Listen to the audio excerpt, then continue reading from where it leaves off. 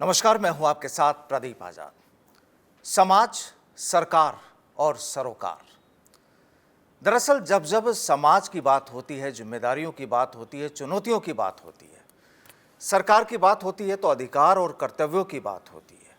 और आज के इस विशेष प्रोग्राम में, इस शख्सियत प्रोग्राम में हमारे साथ एक वो शख्स जुड़े हैं जिनका लंबा एक प्रशासनिक अनुभव है, समाज हित के लिए भी लगातार जो जुटे हुए हैं, विभिन्न विधाओं में विभिन्न बात की जाए समाज के हर तबके पर जिनकी नज़र रहती है।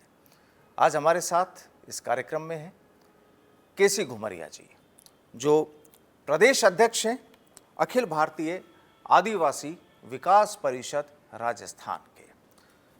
किसानों से भी जुड़े हैं, युवाओं से भी जुड़े हैं और समाज के हर वर्ग से जुड़कर कोशिश यही कि जो भी कुछ बेहतर हो सके, चाहे देश के विकास के लिए, चाहे प्रदेश के विकास के लिए, चाहे युवाओं के या हर व्यक्ति के विकास के लिए। आज इस प्रोग्राम में चर्चा होगी, विभिन्न मुद्दों पर बातचीत होगी।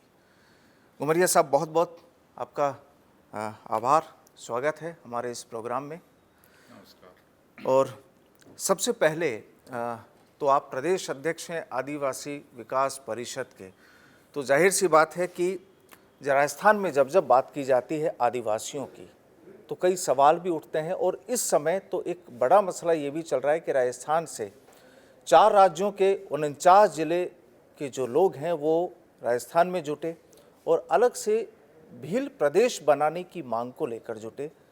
आदिवासी समाज के लोग वहाँ पर भी मौजूद रहे। क्या मानते हैं कि क्या इस समय वाकई जो राजनीति में जो चल रहा है, ये जो मांग उठ रही है, कितना ठीक है, कितना ठीक नहीं है, और किस तरह की चुनौतियाँ आप इस पूरे मसले पर देखते हैं? देखिए, आदिवासी को जितना मिलना चाहिए था, जितना विकास उसका होना चाहिए था जी, वो हुआ नहीं। चाहे कोई सी भी गवर्नमेंट हो, बीजेपी हो, कांग्रेस हो, काफ़ी योजनाएं बनी, डेवलपमेंट हुआ भी है, लेकिन फिर भी सफिशिएंट डेवलपमेंट नहीं हुआ है। जी, और उन लोगों को ये लग रहा है कि हमारे साथ जो है ज़्यादती हो रही है और हमको जहाँ आज होना चाहिए था वहाँ 70-75 साल आज़ादी के हो गए, उसके बाद भी हम नहीं पहुँच पाए। जी, उसमें जो है ये जो 4-5 ज़िले हैं, उदयपुर, बांसवाड़ा, डूंगरपुर, प्रतापगढ़ वगैरह, जी, ये ट्राइबल बाहुल्य ज़िले हैं और उधर अभी भी पिछड़ापन बहुत ज़्यादा है।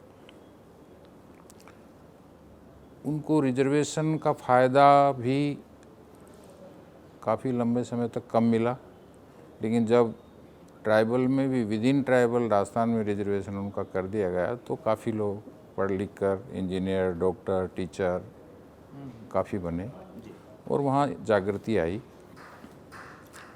फिर भी हायर सर्विसेज में अभी भी कम है कंपेरेटिवली। तो उन लोगों को लगता है कि भाई हमको हमारा जो ड्यू है वो किसी भी गवर्नमेंट ने अभी दिया नहीं है। और आप देखिए वहाँ ऐसी ऐसी घटनाएं होती हैं कि कांकरी डूंगरी की घटना हुई, वो अपना अधिकार मांग रहे थे, जी, इतने केस लग गए और हमने बार बार सभी आदिवासी संगठनों ने डिमांड उठाई कि भाई इनको इससे माफ़ किया जाए। काफ़ी यंग लड़के इसमें नाम फंसे हुए हैं, वो नौकरी नहीं लग पा रहे हैं। थोड़े बहुत केस सोल्व भी हुए, लेकिन अभी भी लटके हुए हैं। और हद तो तब हो गई कि पिछले सालों में जब कांकरी डूंगरी की बरसी थी तो यहाँ से एक मैसेज गया कि साहब इस कांकरी डूंगरी की बरसी पे आदिवासी माओवादी घटना कर सकते हैं, तो उनको पाबंद किया जाए। तो उदयपुर एसपी ने और उधर के लोगों ने एक एक आदिवासी को बुलाना, पाबंद करना, पकड़ना ये शुरू कर दिया। ये बात हम तक पहुंची तो हम तुरंत जो है मुख्यमंत्री महोदय के नॉलेज में ये चीज़ लाए और काफ़ी कड़ा विरोध किया, तो तुरंत उस आदेश को फिर वापस लिया गया। जबकि राजस्थान में माओवादी घटना जैसी कोई चीज़ है नहीं, ये आप भी सहमत होंगे। आज भी आप पढ़ते रहते हैं, हम सब देख रहे हैं कि वहाँ बच्चों को बेच दिया जाता है। बिल्कुल बड़ा मसला है। बड़ा मसला, कितना इंसानियत के को शर्मसार करने वाला मसला है। लेकिन ये भी सोचना पड़ेगा कि कौन आदमी अपने बच्चे को बेचेगा, उसकी मजबूरी के बारे में भी सोचिए आप, कितना मजबूर होगा। तो उनका यही, जहाँ तक मेरा सोच है, कि कोई सेपरेशन वाली बात को मैं सपोर्ट नहीं करता जी। लेकिन डेवलपमेंट एंगल से, विकास के हिसाब से यदि आदिवासियों का अलग से स्टेट बनता है तो उसमें कोई बुराई नहीं है। जब झारखंड बन गया, छत्तीसगढ़ बन गया, उत्तराखंड बन गया, और मैं छत्तीसगढ़ का चीफ कमिश्नर रहा हूँ, झारखंड का, बिहार का प्रिंसिपल चीफ कमिश्नर रहा हूँ, नज़दीक से देखा है। तो अलग स्टेट बनने से उनके लिए सेपरेट योजनाएं और डेवलपमेंट बेहतर हुआ है और हो रहा है। अब हमारा राजस्थान इतना बड़ा क्षेत्र है, क्षेत्रफल के हिसाब से राजस्थान सबसे बड़ा राज्य है जी। तो डेवलपमेंट उस स्पीड से, उस प्रतिशत में नहीं पहुंच पा रहा जितना होना चाहिए। लेकिन सर यहाँ पर जो चीज़ आप बता रहे हैं, कुछ लीडर्स इस बात को कहते हैं कि जातिगत आधार पर कोई प्रदेश अलग से नहीं बन सकता, जो राजनीति जो अब होने लगी है इस मसले पर लेकर, ये कितना ठीक है? नहीं, उसको नाम आप और कुछ दे दीजिए, मतलब भील प्रदेश ही कहो, ये कोई ज़रूरी नहीं है। जी। द आइडिया इज, मैं सोचता हूँ कि उनके विकास के लिए अलग से आप जगह दे दें, अलग से स्टेट आप बना दें। अलग से, जैसे अभी हम मांग करते रहते हैं बार बार कि भाई आप शेड्यूल एरिया को बढ़ाइए, और दूसरा जो उनके लिए योजनाएं उनको ठीक से लागू करिए। हम कई बार भारत सरकार को, हमारा संगठन बहुत पुराना है और राष्ट्रीय संगठन है और 31 स्टेट में काम कर रहा है, 1967 से काम कर रहा है, और बड़ी बड़ी पर्सनालिटी इसमें रही हैं। कार्तिक ओरांव साहब जो सांसद थे, मंत्री थे, वो इसके फाउंडर हैं झारखंड के जी। उनकी बेटी भी कैबिनेट मंत्री है, वो अभी हमारी महिला अध्यक्ष हैं, राष्ट्रीय अध्यक्ष हैं। और जो सोमजी भाई दाम और 7 बार MP रहे हैं कांग्रेस के, वो राष्ट्रीय अध्यक्ष हैं। जो है हमारे जो है ये फग्गन सिंह कुलस्ते साहब जी, वो राष्ट्रीय उपाध्यक्ष हैं, जो मोदी गवर्नमेंट, बड़ी बड़ी लोग हैं इसमें। और यहाँ का भी अध्यक्ष मेरे से पहले मंत्री और MP रहे हैं, ब्यूरोक्रेट में पहली बार यहाँ का अध्यक्ष बना हूँ।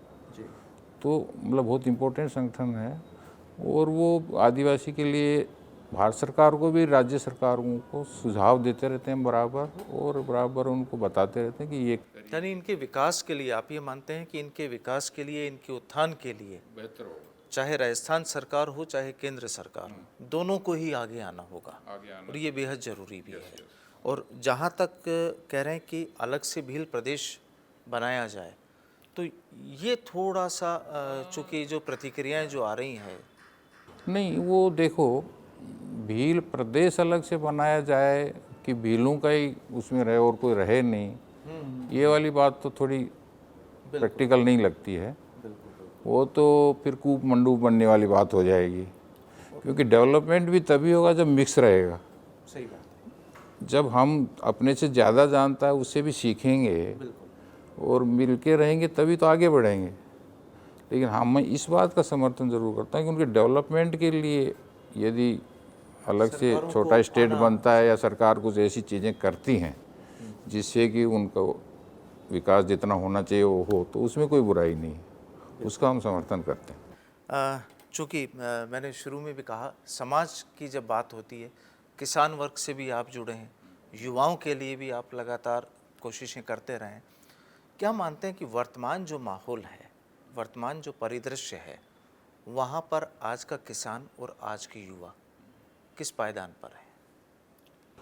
देखिए, मैं किसान आंदोलन में टिकैत यूनियन का महासचिव हूँ, और किसान आंदोलन में काफ़ी राजाराम मील साहब और हम लोगों ने मिलकर काफ़ी काम किया है, और राजस्थान में सर्व समाज को जोड़ने में मैंने काफ़ी भूमिका निभाई, और खुद कई बार शाहजहाँपुर बॉर्डर पे गया रहा, वहाँ लोगों को ले लेके गया, यहाँ भी आंदोलन किया, मतलब पूरी तरह इन्वॉल्व था मैं।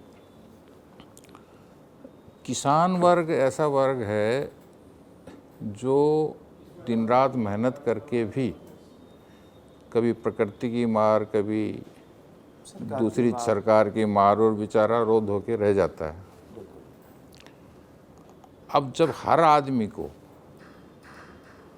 अपनी जीन्स का, अपने प्रोडक्ट का मूल्य निर्धारण करने का अधिकार है, निर्धारण करने का, तो किसान को क्यों नहीं? उसको एमएसपी क्यों नहीं मिलती है? मतलब आंदोलन हुआ था एमएसपी के लिए, वो तो धरा का धरा ही रह गया, आश्वासन ही रह गया। 3 कानून बनाए थे, उनको वापस ले लिया, वो भी बड़ी मुश्किल, 750 लोगों की शहादत हुई, उनके भी जान गई हैं, क्या क्या नहीं हुआ, और दुनिया का सबसे बड़ा आंदोलन हुआ वो। लेकिन जो मेन आत्मा थी, किसान की मांग थी कि उनको एमएसपी मिलनी चाहिए। अब देखिए कि किसान मतलब बेचारा, इधर मैं सवाई माधोपुर की तरफ जाता हूँ तो अमरूद खूब होते हैं, अब उनको अमरूद फेंकने पड़ते हैं, या जब वो आता है सीज़न तो 5-4 रुपये किलो बेचने पड़ते हैं, तो उनकी कीमत ही नहीं निकलती है। तो किसान को साधन देने चाहिए, स्टोरेज वगैरह बनानी चाहिए, उनके लिए फैसिलिटी, उनको एजुकेट करना चाहिए जिससे नुकसान नहीं हो। दूसरा क्या है कि किसानों का लोन की बात है, हम बड़े बड़े उद्योगपतियों के 18 लाख करोड़ रुपए राइट ऑफ कर सकते हैं, लेकिन किसानों के मुझे नहीं लगता पूरे इंडिया में 3-4 लाख करोड़ से ज़्यादा होगा किसानों का कर्ज। एक बार क्यों नहीं माफ़ कर देते उनका पूरा, और बाद में उनको भी नया जीवन जीने दो, शुरू करने दो। लेकिन होता क्या है कि ये फलां पार्टी का स्टेट है, ये फलां पार्टी का है, यहाँ तो माफ़ कर देते हैं, यहाँ नहीं करते हैं, तो ये होता है, ये गलत है। प्रकृति की मार शायद उतनी नहीं होती तो सरकार की राजनीति की मार ज़्यादा होती है। अब हम बोलते हैं कि भाई हमने 6,000 रुपये किसान को देते हैं, और अब 8 कर दिए शायद उसको, तो उससे क्या होगा? इतना तो उनकी जो दूसरी चीज़ें हैं, किसान के जो उपकरण हैं, खाद बीज, उनका भाव उससे ज़्यादा बढ़ गए, तो उसको मिलता क्या है? कुछ भी नहीं मिलता। और बिचौलिया सब खा जाता है। भाई असली फ़ायदा बिचौलिया जो है ना वो उठाता है, किसान को तो वही बस मजदूरी करनी है, सारे घर वाले लगे रहते हैं, और जोड़ोगे आप मजदूरी वगैरह सारा हिसाब तो कुछ भी नहीं बचता है। तो किसान वहीं खड़ा है। और आपने पूछा युवाओं का, आज मैं सोचता हूँ हम कुछ भी बोलते रहे, 10 करोड़ नौकरियाँ दी हैं हमने, और बोलने को तो हम कुछ भी बोल दें साहब। हकीकत तो ये है कि 45 साल में इंडिया में बेरोज़गारी हाईएस्ट लेवल पे है इस टाइम, ये फैक्ट है। और आपने जो है गवर्नमेंट कॉरपोरेशंस जो गरीबों को रोज़गार देने के लिए बनाई थी, इंफ्रास्ट्रक्चर के लिए बनाई थी, और प्राइवेट और गवर्नमेंट में बैलेंस करने के लिए जिनका मकसद था, उनमें से 33 करीब तो हमने बेच दी, 33 और बेचने वाले हैं। 100 की लिस्ट बनी हुई है, 6 लाख करोड़ का टारगेट बनाया हुआ है कि इतना हमको इकट्ठा करना है। तो रोज़गार तो ख़त्म होते जा रहे हैं, आ कहाँ रहे हैं? अब हम कह रहे हैं कि साहब हम वैसे रोज़गार दे रहे हैं, आप जो है थड़ी लगा लीजिए, आप पकौड़े बेच दीजिए, ये कर दीजिए, वो कर दीजिए, वो कौन सा रोज़गार है? या तो फिर ये किया जाए, एजुकेशन को ऐसा बना दो कि पूरा टेक्निकल एजुकेशन कर दो कि सरकारी नौकरी चलो संभव नहीं है सबको देना, तो टेक्निकली इतने एक्सपर्ट कर दो ना कि वो कुछ भी रोज़गार करके कमा के खा ले। और मैं तो कहता हूँ ट्राइबल एरियाज़ में मैं तो कितनी बार लिख के दिया है कि हर ज़िले में आप टेक्निकल सेंटर खोलो और उनको ऐसा ट्रेंड करो कि वो सरकारी नौकरी नहीं मिले तो भी कुछ ना कुछ रोज़गार करके अच्छे से अपने परिवार को चलाएं, मतलब अपना जीवन यापन वो कर सकें। बिल्कुल, यानी ये एक बड़ी समस्या है देश की, और राजस्थान की भी देखा जाए। अब आप देखिए अग्निवीर का देखो आप जी, अब 4 साल के लिए आदमी जाएगा और 4 साल बाद वापस आए, नहीं तो कोई उसका रिश्ता करेगा, और वो वहाँ गन चलाना सब सीख के आएगा, आके बदमाशी और करेगा, और हमारे सिपाही के लात मारेगा तो उल्टा जाता पड़ेगा वो, तो वो एक समस्या और हो जाएगा। तो इस तरह की योजनाएं, अब ये कितना फ्रस्ट्रेशन है। मैं झुंझुनू ज़िले से आता हूँ, वहाँ तो हमारे तो इंडिया में सबसे ज़्यादा वहाँ से सेना में जाते हैं, घर घर में सैनिक है। मेरे छोटे से गांव में 100 सैनिक है। बिल्कुल शेखावटी इलाका, शेखावटी राजस्थान में इलाका है, इसलिए काफ़ी पहचाना भी जाता है। तो मतलब युवाओं में इसलिए असंतोष है। तो अब ये पेपर लीक का देख लो आप, अब ये और बड़ी बीमारी है। बेचारा गरीब कैसे भी कर करा के पढ़ाता है, बच्चे को तैयारी कराता है, एग्ज़ाम दिलवाता है, और पता लगा कि पेपर लीक हो गया। ये एक बड़ा विषय अब इसमें हम जो है इसका समाधान तो निकालते नहीं हैं कि भाई आप बताइए कि इतना बड़ा मुद्दा है पूरे इंडिया में, पूरे हमारे युवा का भविष्य का सवाल है, उसमें संसद में यदि सारी पार्टियां डिस्कशन करके एक अच्छी राय बनाए, कोई नीति बनाए, तो कौन सी बुरी बात थी। लेकिन वहाँ भी राजनीति, वहाँ भी आरोप प्रत्यारोप की कहानी वहाँ भी होती है। कहाँ जा रहे हैं मेरे को समझ में नहीं आ रहा, मतलब समझ से परे हैं ये सब चीज़। यानी किसानों की बात की, युवाओं की बात की, वाकई जिस मुकाम पर हैं वो एक सही में जो तस्वीर है वो यहाँ पर है। हम लोग बात कर रहे थे अभी इससे पहले आदिवासियों की। यहाँ पर एक सवाल ये है कि आपने बात भी की, राजनीति जो है, अगर यूँ कहें कि आदिवासी आज राजनीति के किस मोड़ पर है, अगर सियासत में उन्हें उनकी दखलंदाजी देखी जाए तो? देखो, राजनीति में भी जो आदिवासियों को जो मिलना चाहिए था वो जगह में नहीं मिली है। ठीक है, रिजर्व सीटें हैं, कुछ लोग जीत के आ जाते हैं, या कुछ लोग थोड़े बहुत इक्की दुक्की सीटों में और भी जीत जाते हैं, लेकिन उनको जीतने के बाद भी चाहे वो कितना ही काबिल हो, कितना ही सीनियर हो, जो मिलना चाहिए वो नहीं मिलता है। मैं आपको एग्जांपल बताता हूँ। भाई क्या कारण है, आज तक राजस्थान में आदिवासी को आपने मुख्यमंत्री का पद नहीं दिया, आपने पार्टी का अध्यक्ष भी किसी ने नहीं बनाया आदिवासी को, जबकि आपके झारखंड में बन गए, आपके छत्तीसगढ़ में बन गए, मेघालय में बन गए, आसाम में बन गए, काफ़ी एग्जाम्पल हैं। और यहाँ अच्छी खासा, ये भी एक कारण हो सकता है जो आप बता रहे हो ना, अलग डिमांड कर रहे हैं लोग, लोगों में असंतोष है कि हमको सिर्फ वोट देने की मशीन समझ रखा, चाहे वो कोई पार्टी हो, मतलब हमको जो ड्यू है वो तो मिलता ही नहीं है। अब हमारे जैसे डॉक्टर साहब हैं, डॉक्टर किरोड़ लाल जी, बस सारी उम्र आदमी सेवा तो की है ना, कोई भी पार्टी में हो, आप देखो उनको मिला क्या उनका ड्यू? नहीं मिला ना। मतलब अच्छा सीनियर आप जीते समझो, क्या उनको एक सीनियर मिनिस्ट्री नहीं मिलनी चाहिए थी? उतनी तो मिलनी चाहिए थी ना। मुख्यमंत्री की बात कर रहे थे, फिर गृह मंत्री की बात कर रहे थे, उन्होंने मंत्रालय भी अच्छा नहीं दिया। आपने डॉक्टर किरोड़ी जी की अगर बात छेड़ी तो एक सवाल कि जो ये पूरा इस्तीफा प्रकरण जो हुआ, और चूंकि अभी स्वीकार हुआ नहीं है, विधानसभा से भी उन्हें छूट मिली हुई है, क्या लगता है कि राजस्थान की राजनीति में अब कुछ न कुछ, क्योंकि उनकी जो एक पहचान है डॉक्टर किरोड़ी मीणा की, वो एक बिल्कुल आक्रामक वाली पहचान है और एक अलग ही उनका अंदाज है, क्या अब वापस से कुछ देखने को मिल सकता है राजस्थान में? देखो, डॉक्टर साहब से मैं कम से कम 10-12 साल से बहुत क्लोजली जानता हूँ। वो आक्रामक हैं और छोटी छोटी बात पे भी अड़ जाते हैं, लड़ते हैं, भिड़ते हैं लोगों के लिए, सब कुछ है। उनके व्यक्तित्व में एक जो चीज़ मैंने देखी, को सस्टेनेबिलिटी नहीं है। वो अपनी बात पे रुकते नहीं हैं, या कभी बहुत अच्छा करेंगे, आपको लगा इनके बराबर कोई है ही नहीं, और फिर कभी ऐसा कर देंगे। लेकिन वो तो ये कह रहे थे कि मैं अपनी बात पे कायम रहता हूँ, जो मैंने कहा था कि अगर मैं सीटें नहीं निकाल पाऊंगा तो मैं इस्तीफा दे दूंगा, और मैंने वही किया। नहीं, इस्तीफा दिया तो अब उनको इस्तीफा दे के और सबके सामने आना चाहिए और नेतृत्व करना चाहिए, अपने आप स्थिति चेंज हो जाएगी, कभी की हो जाती यदि वो एक जगह है। लेकिन बात ये है कि वो भी इतने बड़े और इतने सीनियर नेता हैं, हमारे बड़े भाई हैं, लेकिन जब पार्टी के खिलाफ कोई बात आएगी, आज तक बताओ निजीकरण के खिलाफ बोले क्या वो एक शब्द भी?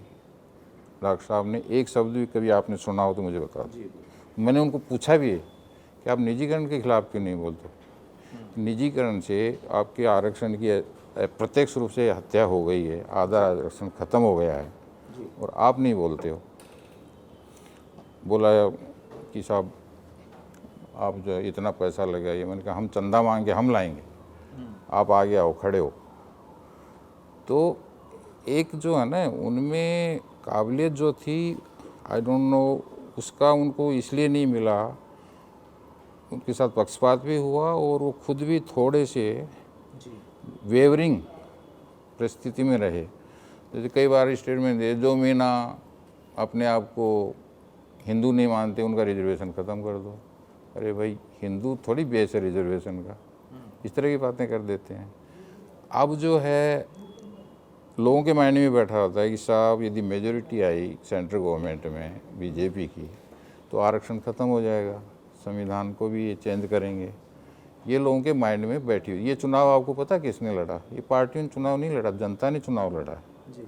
और ये जो रिजल्ट आया है ना, जो भी सीट आई अपोजिशन की, इसमें जनता की ज़्यादा देन है और सोशल ऑर्गेनाइजेशन जो अवेयरनेस कर रहे थे उसका रिजल्ट था ये, उनकी भूमिका रही है। तो अब जनता के माइंड में ये बैठा और आप उल्टा कह रहे हो कि मेरी पार्टी को वोट दो, तो कैसे देंगे? इसलिए डॉक्टर साहब के फेवर में लोग आए नहीं। जब वो खुद लड़ रहे थे तो उनको जी जान से वोट दिया और जिताया। लेकिन जब आप उल्टी बात करोगे, उल्टी गंगा बहाओगे, तो लोग कैसे आएंगे साथ? यानी जिन लोगों से उन्हें उम्मीद थी उन लोगों ने उनका साथ नहीं दिया और शायद यही वजह रही इसमें। नहीं, क्योंकि उनका स्टैंड गलत था। वो पार्टी की विचारधारा के हिसाब से वो अपनी जगह ठीक थे, लेकिन वो पार्टी की विचारधारा बिल्कुल अपोजिट जा रही थी ना, उससे बाहर निकल के। हाँ, और उसकी वजह से, इसकी वजह से ये हुआ है। अब वो जो इस्तीफा दिया है, अब तो वही जाने, ये तो क्या है कि उनकी प्रेशर की राजनीति है या रियल में वो ऑनेस्ट हैं। अब मैं तो सोचता हूँ कि उन्होंने इस्तीफा दिया है तो उनको उस पर स्टैंड करना चाहिए, कोई भी हालत में वापस लेना ही नहीं चाहिए। और फिर आए हम लगेंगे सब सारे उनके साथ में, तो देखो हम सुधारते हैं स्थिति को। सही को सही, गलत को गलत कहेंगे। पार्टी गई भाड़ में, कोई पार्टी नहीं। पहले सच्चाई के लिए काम करो, इंसानियत के लिए काम करो, और सब आएंगे उनके साथ, आएंगे। बिल्कुल। घुमरी साहब, आप एक लंबा वक्त आप प्रशासनिक अधिकारी रहे हैं और तमाम अनुभव आपने लिया। कई बार राजस्थान में सरकार वर्सेज ब्यूरोक्रेसी, ये एक मुद्दा उठता है। कहा जाता है कि ब्यूरोक्रेसी जो है वो सरकार पर हावी हो जाती है, इसकी वजह से सरकार प्रॉपर वे में काम नहीं कर पाती, या जो सीनियर ऑफिसर्स होते हैं वो फॉलो नहीं करते। सर, क्या वाकई इसके पीछे क्या है, सच्चाई क्या मानते हैं आप? नहीं, ये बिल्कुल फैक्ट है। और राजस्थान के बारे में तो बहुत ही सही बात है ये, क्योंकि मैं तो 7-8 स्टेट में सर्विस कर चुका जी, और व्यापारी वर्ग से काम पड़ता है। तो मुझे कई व्यापारी ऐसे मिले जो ब्यूरोक्रेसी से परेशान होकर यहाँ धंधा करना चाहते थे, इन्वेस्टमेंट्स करना चाहते, लेकिन भाग गए वापस राजस्थान। हाँ, क्योंकि यहाँ फाइल क्लियर करवाना बहुत टेढ़ी खीर। कोई भी मतलब आप ये मैं नहीं कह सकता कि बाकी जगह करप्शन नहीं है, करप्शन तो सब जगह है जी, मोर और लेस।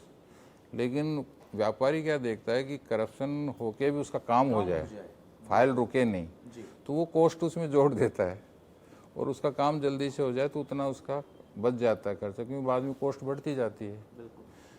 लेकिन यहाँ तो धक्के खाता रहे, काम ही नहीं हो, और फिर थक आके चला जाता है। तो यहाँ ये प्रॉब्लम रही है। अब बात तो वन विंडो सिस्टम करेंगे, ये करेंगे, वो करेंगे, करते हैं, लेकिन हकीकत में कोई करता नहीं है। एंड विल पावर की कमी मानता हूँ मैं तो। नहीं तो कोई पेपर लीक होगा, नहीं कोई इस तरह के अड़ंगे। यानी आप ये कह रहे हैं कि अगर सरकार के नुमाइंदे मजबूत होगा तो ना तो ब्यूरोक्रेसी हावी होगी, ना ही कोई इस तरह के बड़े क्राइम जो होते हैं वो भी नहीं होंगे, बिल्कुल नहीं होंगे। बिल्कुल वो भी नहीं। मैं कहता हूँ यदि विल पावर है और लीडर सही है जी, तो नीचे वाले अपने आप दौड़ते हैं। ये सारा कुर्सी पे कौन बैठा है और उसका क्या लाइन ऑफ एक्शन है, क्या इंटेंशन है, क्या ऑनेस्टी है, है ना। एक तो ऊपर से बात कर रहा है या रियली कुछ करके दिखाना चाह रहा है, और कामयाब वही होगा जो खुद साफ होगा, उसका खुद का इंटेंशन साफ है, तो नीचे वाले अपने आप दौड़ेंगे। आगे की जो लीडरशिप है वो मजबूत होनी चाहिए यस। और साफ सुथरी होनी चाहिए। नहीं तो मान लीजिए कि मिनिस्टर स्ट्रॉन्ग होगा, साफ सुथरा होगा, क्लीन होगा एकदम और सीधा चलेगा, तो ब्यूरोक्रेट की क्या हिम्मत है। ठीक बात है। अपने आप काम उसको तो करना है, जो मंत्री जी कहते हैं वो करना है। भाई उसका काम उसको असिस्ट करना है ना, उसको सजेस्ट करना है। लेकिन सर आखिरी सवाल कि अब चूंकि आपने ब्यूरोक्रेसी को भी करीब से देखा, आप खुद भी अधिकारी रहे हैं, कई राज्यों की राजनीति भी आपने देखी, समाज के अलग अलग वर्गों से भी आप जुड़े रहे, कई तरह के काम भी आपने किए। फाइनली राजस्थान की राजनीति को अगर समझना चाहें आपके हिसाब से तो इस समय कैसे? राजस्थान की राजनीति इस टाइम में डावाडोल है, मतलब कोई क्लियर चीज़ नहीं है। अब आप देखिए कि गहलोत साहब ने इतनी अच्छी योजनाएं लाए, मतलब कल्याणकारी योजना में उनका कोई मुकाबला नहीं है, जी। कोई माने या नहीं माने। इवन सेंटर ने भी काफ़ी नकल की उनकी योजनाओं की, लेकिन प्रॉब्लम कहाँ रही? इम्प्लीमेंटेशन में। और सबसे बड़ी प्रॉब्लम चाहे बीजेपी हो या कांग्रेस यहाँ की राजनीति की है, ये डिजायर सिस्टम से पोस्टिंग, डिजायर सिस्टम से ये लोग अफसरों की पोस्टिंग करते हैं, वो करप्शन का रास्ता है। बड़ी जो समस्या है। मंत्री जी की या एमएलए साहब की डिजायर से जो अफसर जाता है वो उसका भगत बन जाता है, फिर वो न गरीब की सुनता है, न कार्यकर्ता की सुनता है, न जनता की सुनता है, वो मनमानी करता है।